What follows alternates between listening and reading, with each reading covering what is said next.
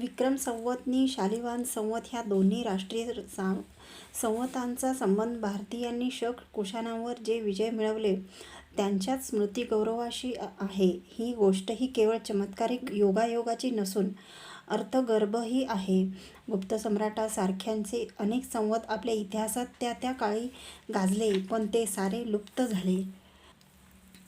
केवळ शक कुशाणांवर मिळवलेल्या भारतीय विजयाचे हे दोन संवत तेवढे चिरंतनत्व पावले. ह्यावरून आपल्या त्या काळच्या वैदिक धर्मीय भारतनिष्ठ राष्ट्रीय जनतेला शक कुशाणांच्या अनावर टोळधाडीपासून 1.5-2 शतके तरी किती उत्पातनी उपद्रव सहन करावा लागला असेल ह्याची कल्पना करता येते.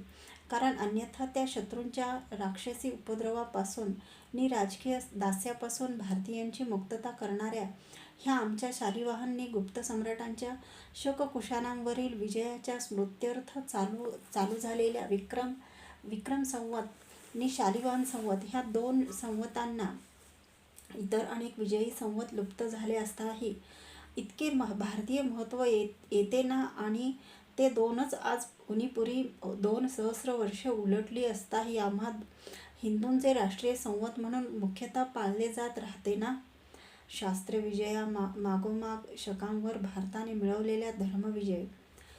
मालवगणांनी शकांच्या नहपान राजास ठार मारून वर सांगितल्याप्रमाणे त्यांच्या माळव्याच्या पुढे होणाऱ्या अनावर आक्रमणास पक्का पायबंद जसा घातला, तसा त्याच वेळी वर उल्लेखलेल्या आमच्या दाक्षिणात्य आंध्र सैन्याने दक्षिण भारतातून उत्तरेकडे स्वाऱ्या करून शकांच्या गुजरात, सौराष्ट्र, सिंध ह्या प्रदेशात असलेल्या राजांची सम्रांगणात धूळदाण उडवून दिली. शालिवाहन वंशातील विलयनकूर, गौतमीपुत्र शातकर्णी, वसिष्ठपुत्र मूलमाई ह्यांच्यासारख्या पराक्रमी राजांनी उज्जयिनीपर्यंतच्या शकराजांवर ज्या चढाया चढाया केल्या, त्या सम्रांगणीय प्रतिकारामुळे संत्रस्त झालेल्या त्या शकराजांनी शेवटी शालिवाहन सम्राटांचे आधिपत्य मान्य केले. असाही एक शिलालेख आहे की त्यांच्यापैकी रुद्र नावाच्या शकराजाने आपली मुलगीही शालिवाहन राजाला दिली, जशी पूर्वी ग्रीक राजा सेल्युकस याने आपली मुलगी सम्राट चंद्रगुप्ताला दिली होती. हेही ध्यानात घेतले पाहिजे की भारतीयांशी रणांगणात एकसारखे लढत राहिल्यामुळे या 150 वर्षात शकांच्या व भारतामध्ये मूळ आलेल्या लढाऊ लोकांतील सहस्रावधी सैनिकांचा जो संहार होत होता, त्यामुळे शकांचे संख्याबळही क्षीण तर झालेले होते. अशा प्रकारे जसजशी शकांची शस्त्रशक्ती भारतीय प्रतिकारापुढे क्षीण होत गेली, तसतशी भारतीयांच्या त्यात प्रबळ संस्कृतीची छापही त्या परराष्ट्रीय शकांवर अधिकाधिक पडत चालली. शक शत्रूशी भारतीयांचा हा जो संघर्ष 101 वर्षे तरी चाललेला होता, त्याच्या परिणामी शकांनी भारतीय संस्कृतीला शरणागतीची वचनचिठ्ठीच लिहून दिल्यासारखे झाले. शकातील सामान्य जनांपासून तो त्यांच्या राजवंशापर्यंत त्यांनी आपली मूळची शकभाषीय व्यक्तिनामे सोडून सत्यसिंह, रुद्रसेन ह्यांसारख्या भारतीय नावेसुद्धा स्वीकारली. विशेष आश्चर्याची गोष्ट अशी की बहुसंख्य शकांनी वैदिक धर्म स्वीकारला. तसे पाहता हिंदुकुश ओलांडून शक लोक बलुचिस्तान नि सिंध प्रभृती प्रांतात उतरून तेथे वास्तव्य करून राहिले. तेव्हापासून तिकडील अशोकाच्या नि मिनॅंडरच्या कालापासून प्रचार करीत आलेल्या बौद्ध भिक्षुकेंद्राशी आणि बौद्ध जनतेशी त्या शकांचा सतत संबंध आलेला होता. त्यातही त्यांच्याशी निकराने लढून त्या काळी त्यांचा पाडाव करणारी मालव, यौध्यादी गणराज्यांची नि शतवाहनांची पराक्रमी सैन्ये ही वैदिक धर्मीयच होती. बौद्धांनी असा त्यांचा सशस्त्र वा निशस्त्र प्रतिकार केलेला नव्हता. अशा स्थितीत शकांचे शत्रू जे त्यांच्या वैदिक धर्माचा द्वेष वाटणे आणि शकांची सत्ता मुकाट्याने आपल्यावर चालवून घेणाऱ्या बौद्धांचा बुद्धधर्म शकांनी स्वीकारणे हे अगदी संभवनीय होते. पण जे घडले ते ह्या अपेक्षेच्या अगदी उलट घडले. शकातील बहुसंख्य जनतेपासून तो त्यांच्यातील प्रमुख राजवंशीयांपर्यंत त्यांनी वैदिक धर्माचाच आपण होऊन मोठ्या आवडीने स्वीकार केला. बहुधा ह्या चमत्काराचे कारण असेही असू शकेल की शक हे मुळातच अंगात लढाऊ रक्त संचारणाऱ्या जातीचे लोक. त्यांच्याशी लढणाऱ्या पराक्रमी वैदिक वीरांविषयी ते त्यांचे शत्रू असले तरी शकाच्या मनात सभय आदर उत्पन्न होत असावा आणि त्या वैदिकांत तसे क्षात्र तेज उत्स्फूर्त करणारा त्यांचा तो वैदिक धर्मच त्या शकांना स्वभावानुसार स्वीकार्य वाटला असावा.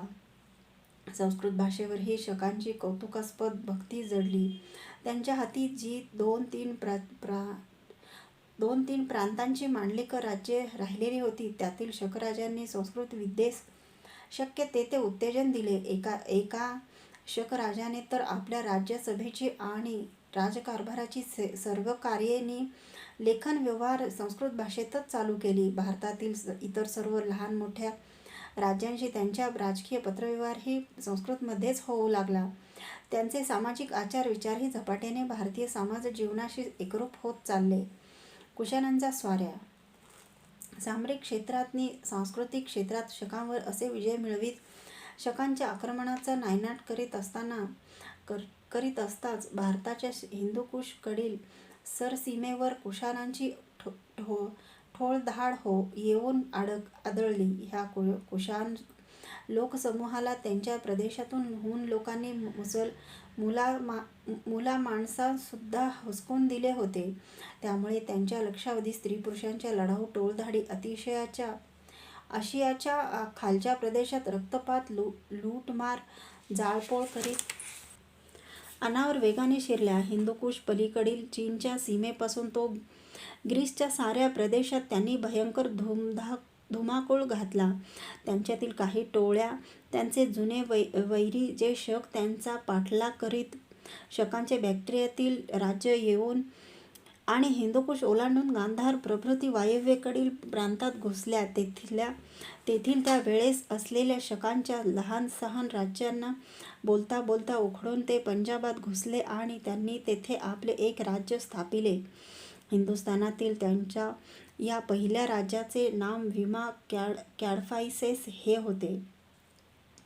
शकांच्या आक्रमणाच्या यशस्वी प्रतिकार करण्यात उनीपुरी 100 वर्षे झगडत राहिलेल्या उत्तरेकडील यौधेय माल प्रभृती भारतीय गणांनी दक्षिणेकडील शीलवाहनांची शक्ती आधीच पणास लागली असता शकाहूनही क्रूर, शूर नि रक्तपिपासू असलेल्या ह्या कुशाणांच्या आक्रमणाचे संकट भारतावर कोसळल्यामुळे त्यांचा पंजाबपर्यंत लागोलाग प्रतिकार होऊ शकला नाही. तथापि तशा संकटातही ह्या अनावर कुशाणांच्या टोळधाडींनाही आवर घालण्या इतका प्रतिकार पुढे भारतीयाकडून केला गेल्यामुळे पंजाबच्या अलीकडील भारतीय प्रांतात कुशाणांच्या ह्या टोळधाडी घुसू शकल्या नाहीत.